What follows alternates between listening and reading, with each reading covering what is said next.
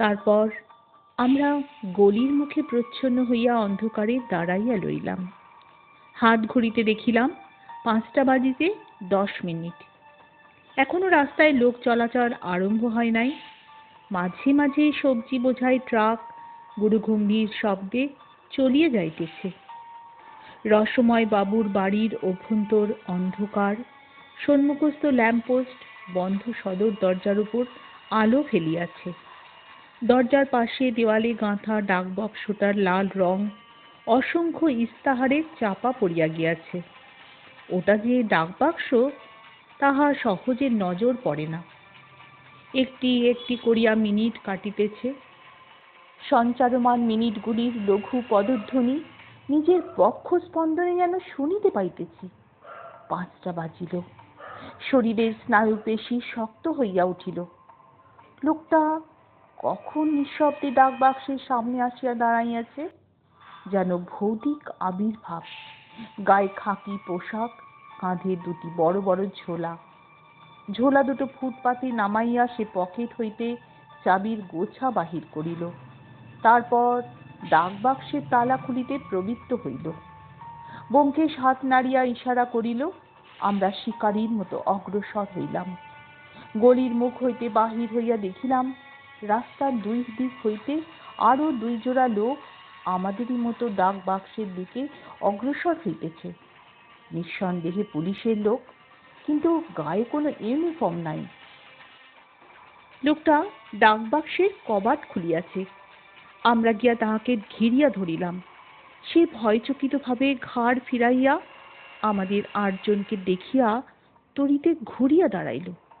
ডাকবাক্সের খোলা কবাটের পিঠ দিয়া আড়াল করিয়া স্থলিত স্বরে বলিল, কে, কি চাই? ব্যোমকেশ কড়া সুরে বলিল, তোমার নাম ভূতনাথ দাস? তুমি ভোলার ভাই? ভূতনাথ দাসের মুখখানা ভয়ে শীর্ণ বিকৃত হইয়া গেল। চোখ 2টা ঠিকরাইয়া বাহির হইবার উপক্রম। সে থরথর কম্পিত কণ্ঠে বলিল, কে, কে আপনারা? অমরেশবাবু হুঙ্কার দিয়া বলিলেন, আমরা পুলিশ। অমরেশবাবু যে দলের মধ্যে আছেন তাহা প্রথম লক্ষ্য করিলাম।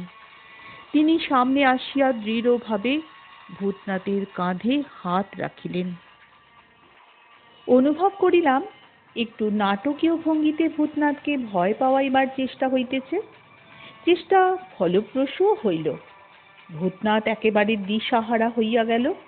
হঠাৎ উগ্র তারস্বরে কাঁদিয়া উঠিল, ওরে ভোলা, তুই আমার একই সর্বনাশ করলি রে। আমার চাকরি যাবে, আমি যে জেলে যাব রে। সে থামিতেই অমরেশবাবু তাহার কাঁধে একটা ঝাঁকুনি দিয়া বলিল, কোথায় রেখেছ চোরাই মাল, বের করো। ভূতনাথ অমরেশবাবুর পায়ের উপর উপর হইয়া পড়িল। হুজুর, যে পাপ জিনিস আমি ছুঁইনি ডাকবাক্সের মধ্যেই আছে। ক্ষণকাল স্তব্ধ হইয়া রহিলাম। পরশু মধ্যরাত্রি হইতে আজ সকাল পর্যন্ত নেকলেস রসময় বাবুর বাড়ির দেওয়ালে গাঁথা ডাকবাক্সের মধ্যেই আছে। অমরেশবাবু বলিলেন, বের করো। ভূতনাথ উঠিয়া ডাকবাক্সের দিকে ফিরিল। ডাকবাক্সে অনেক চিঠি জমা হইয়াছিল। তাহার হাত ঢুকাইয়া বাক্সের পিছন দিকের কোণ হইতে একটি পার্সেল বাহির করিয়া আনিল। সাদা কাপড়ে সেলাই করা ব্রাউন 16 পেজি বইয়ের মতো আকারে আয়তনে। ভূতনাথ সেটি অমরেশবাবুর হাতে দিয়া কাতর স্বরে বলিল, এই নিন বাবু। ধর্ম জানে এর ভেতর কি আছে, আমি চোখে দেখিনি। এই সময় রসময়ের সদর দরজা খুলিয়া গেল। লাঠিতে ভর দিয়া রসময় এবং তাহার পিছনে মণিময় ও বধূ। সকলের সদ্য ঘুম ভাঙা চোখে সবিস্ময় উদ্বেগ। রসময় বলিলেন, অমরেশবাবু, ব্যোমকেশবাবু, কি হয়েছে? আমার নেকলেস? ব্যোমকেশ অমরেশের হাত হইতে প্যাকেট লইয়া রসময়ের হাতে দিল। এই নিন আপনার নেকলেস, খুলে দেখুন। বেলা আন্দাজ 9:30টার সময় আমরা দুজনে আমাদের বসিবার ঘরে চৌকির উপর মুখোমুখি উপবিষ্ট ছিলাম। সত্যবতীকে আর এক প্রস্ত চায়ের ফরমাশ দেওয়া হইয়াছে। নেকলেস পর্বের অন্ত্যেষ্টিক্রিয়া চলিতেছে। ব্যোমকেশ বলিল, অনর্থক হয়রানি, ডাক বাক্সটা দোরের পাশেই আছে, এটা যদি প্রথমে নজরে পড়তো তাহলে 5 মিনিটের মধ্যেই সব নিষ্পত্তি হয়ে যেত। কলকাতা শহরের দেওয়ালে গাঁথা অসংখ্য ডাক বাক্স আছে, কিন্তু হঠাৎ চোখে পড়ে না। ডাক বাক্সের রাঙা গায়ে ইস্তেহারের কাগজ জুড়ে তাকে প্রায় অদৃশ্য করে তুলেছে। যারা জানে তাদের কোনো অসুবিধা নেই, কিন্তু যারা জানে না তাদের পক্ষে খুঁজে বের করা খুবই মুশকিল। প্রথম যখন নেকলেস চুরির বয়ান শুনলাম তখন 3 জনের উপর সন্দেহ হলো, ভোলা, মণিময় এবং মণিময়ের স্ত্রী। এদের মধ্যে কেউ একজন চোর, কিংবা এমনও হতে পারে যে এই 3 জনের মধ্যে 2 জন ষড়যন্ত্র করে চুরি করেছে। মণিময় এবং ভোলার মধ্যে ষড়যন্ত্র থাকতেই পারে, আবার স্বামী স্ত্রীর মধ্যেও ষড়যন্ত্র থাকতে পারে। ভোলা এবং মণিময়ের স্ত্রীর মধ্যেও সাজস থাকতে পারার সম্ভাবনাটা বাদ দেওয়া যায় না। কিন্তু চুরি যেই করুক, চোরাই মাল গেল কোথায়? চুরি জানাজানি হবার 1 ঘন্টার মধ্যে পুলিশ এসে বাড়ির দোতলা, তেতলা খানা তল্লাশ করেছিল, কিন্তু বাড়িতে মাল পাওয়া গেল না। একমাত্র ভোলাই দুপুর রাত্রে মাঝ রাস্তায় নেমেছিল, কিন্তু সে বাড়ির সামনে দাঁড়িয়েছিল, দূরেও যায়নি, অন্য কোথাও কোনো লোকের সঙ্গে দেখাও হয়নি। ভোলা যদি চুরি করে থাকে তবে সে নেকলেস নিয়ে কি করলো? মণিময় এবং তার স্ত্রীর সম্বন্ধে ওই একই প্রশ্ন, তারা গয়নাটা কোথায় লুকিয়ে রাখলো? 3 জনের উপর সন্দেহ হলেও প্রধান সন্দেহভাজন ব্যক্তি অবশ্যই ভোলা। মণিময় যখন নেকলেস এনে বাবাকে দিল সে তখন উপস্থিত ছিল। কেসের মধ্যে দামি গয়না আছে তা অনুমান করা তার পক্ষে শক্ত নয়। ভোলার চুরি করার সুযোগ এবং মোটিভ 2 পুরো মাত্রায় ছিল। লোকটা ভারী ধূর্ত এবং স্থির বুদ্ধি, হয়তো চাকরিতে ঢুকে অবধি চুরির মতলবই আঁটছিল এবং মনে মনে প্ল্যান করে ঠিক করে রেখেছিল। কাল বিকেলবেলা মস্ত দাও মারার সুযোগও জুটে গেল। বাড়িতে দামি গয়না এসেছে, কিন্তু গিন্নি সিন্দুকের চাবি নিয়ে তীর্থ করতে চলে গেছেন। ভোলার সাজিশ ছিল তার বড় ভাই ভূতনাথের সঙ্গে। ভূতনাথ পোস্ট অফিসে কাজ করে। তার কাজ হচ্ছে রাস্তার ধারে ধারে ডাক বাক্স থেকে চিঠি নিয়ে ঝোলায় ভরে পোস্ট অফিসে পৌঁছে দেওয়া। হালফিল বউবাজার এলাকায় তার কাজ। সকাল, বিকেল, দুপুর এই 3 বার এসে সে ডাক বাক্স পরিষ্কার করে নিয়ে যায়। ভোলা গামছা কেনার ছুতো করে ভূতনাথের কাছে গেল, তাকে বলে এলো সকালবেলার ডাক পরিষ্কার করতে এলে ওই ডাক বাক্সটার মধ্যে একটা প্যাকেট পাবে, সে যেন সেটা না নিয়ে যায়, ডাক বাক্সতেই রেখে দেয়। তারপর পুলিশের হাঙ্গামা কেটে যাবার পর সেটা বাড়ি নিয়ে যাবে। সাধারণত ডাক বাক্সে প্যাকেট কেউ ফেলে না, তাই প্যাকেট চিনতে কোনো কষ্ট নেই। বিশেষত এই প্যাকেটে সম্ভবত ঠিকানাও লেখা থাকবে না।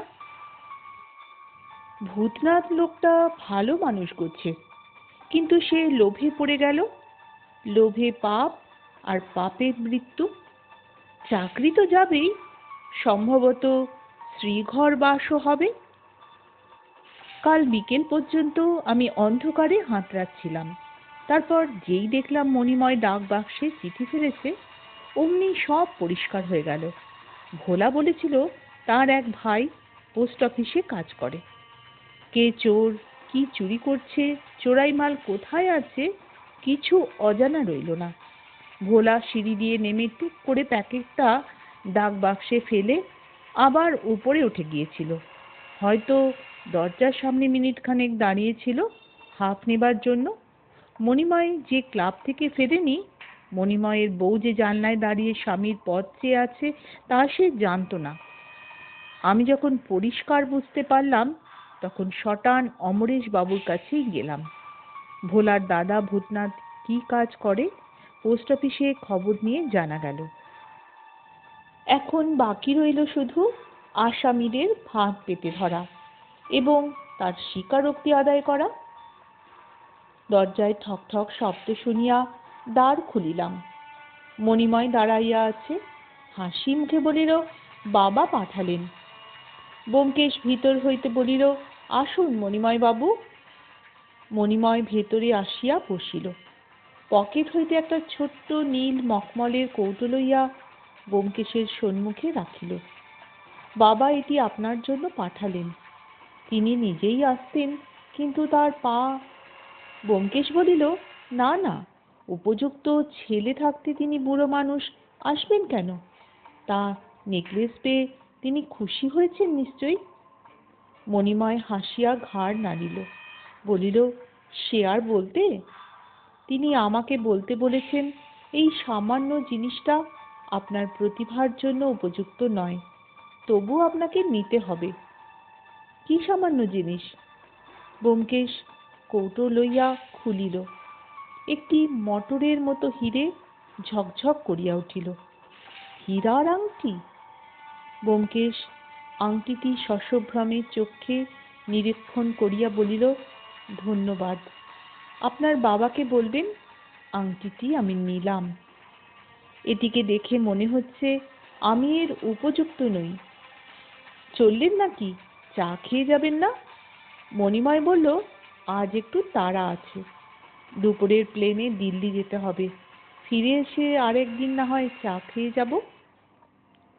মণিময় চলিয়া গেল। প্রায় সঙ্গে সঙ্গে ভিতর দিক হইতে সত্যবতী প্রবেশ করিল। বোধ হয় পর্দার আড়ালেই ছিল। ললিত কণ্ঠে বলিল, দেখি দেখি কি পেলে। ব্যোমকেশ আংটির কৌটো লুকাইয়া ফেলিবার তালে ছিল। আমি কাড়িয়া লইয়া সত্যবতীকে দিলাম, বলিলাম, এই নাও।